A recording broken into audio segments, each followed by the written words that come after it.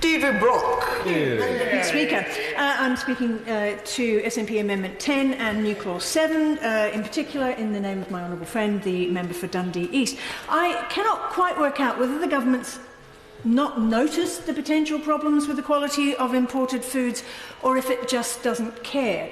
And having listened to this debate, frankly, I think it's the latter. There are so many platitudes, but when the chance to do something concrete came up during the Agriculture Bill, ministers turned it down. Yes, pressures from farmers after that led to a commission to advise on a food imports framework of sorts. The honourable member for Montgomeryshire, no longer in his place, said its membership provided comfort to his farmers. That commission, though, has amongst its members Shankar Singham, a former lobbyist and favourite of various government ministers, who is on record arguing that we should accept chlorine-washed chicken, hormone-injected beef and genetically modified crops from the US. Mr Singham is not the only representative of the Institute for Economic Affairs on the Commission either. Lockwood Smith is also part of the IEA.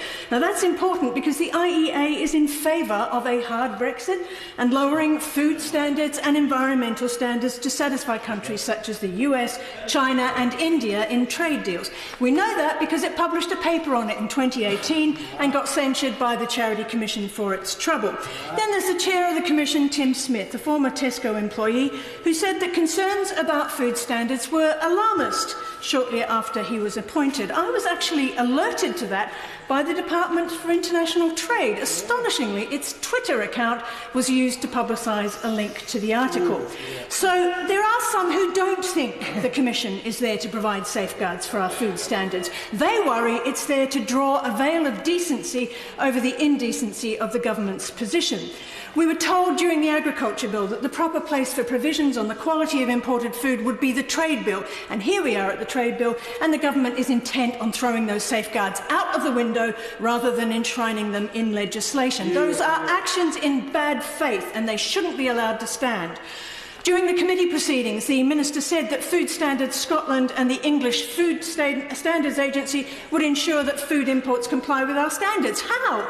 How will they do that? Will they have teams inspecting the production chains in other countries as the EU does? How will the animal husbandry and production standards of other nations be monitored to prevent unsuitable food entering on our plates?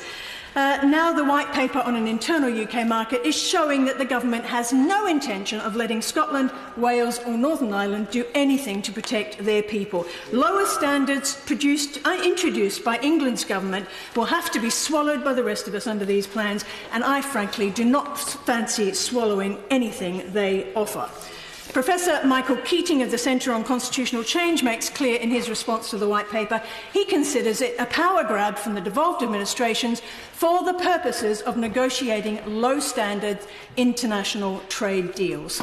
The Minister for Trade underlined that when he said that devolved administrations in trade deals would be constitutionally inappropriate. I agree.